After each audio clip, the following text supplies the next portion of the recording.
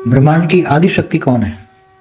तो जो ब्रह्मांड की आदि शक्ति है वो ब्रह्मा विष्णु शंकर की भी रचयिता है, और वो ब्रह्मा द्वारा सृजन, विष्णु द्वारा पालना और शंकर द्वारा विनाश चलाती हैं, और धरती पर पूरे ब्रह्मांड पर वो कंट्रोल रखती हैं, और धीरे धीरे समय के हिसाब से धरती पर अर्ध प्रलय, प्रलय, कल्प प्रलय भी करवाती है। और जब वो उसके अंदर भी जब समय जाते जाते बहुत समय चलता है, पूरा ब्रह्मांड का, ब्रह्मा का 100 साल पूरा होता है, तो समय उसको पता लगता है कि ब्रह्मांड का 100 साल पूरा होने है, तब वो पूरे ब्रह्मांड को महाकल्प प्रलय करा के पूरे ब्रह्मांड को वाइंड अप कराने का काम भी उसका ही होता है। वो आदि शिव, मतलब ब्रह्मांड के शिव निराकार को भी डायरेक्शन देकर कि बोलता है ब्रह्मांड का महाकल्प प्रलय कर लो।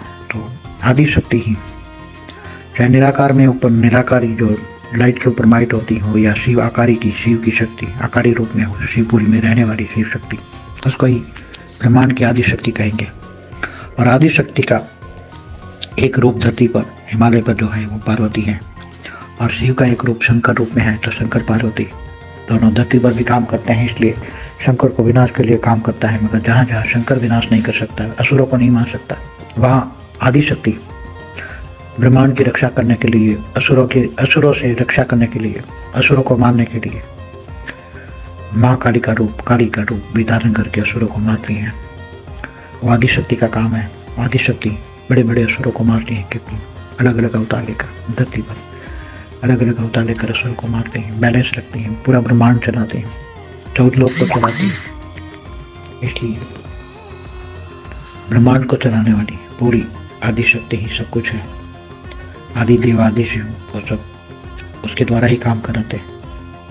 और निराकार भी है। वो निराकार तो निर्गुण निराकार भावातीत होता है, इसलिए वो ज़्यादा वो पिक्चर में नहीं आता। सारा काम का बोझ आदि शक्ति पर ही होते है, पूरे ब्रह्मांड को चलाने का बोझ आदि शक्ति पर ही होता है। इसलिए आदि शक्ति का गायन बहुत अलग अलग रूप में, जगदम्बा के रूप में है।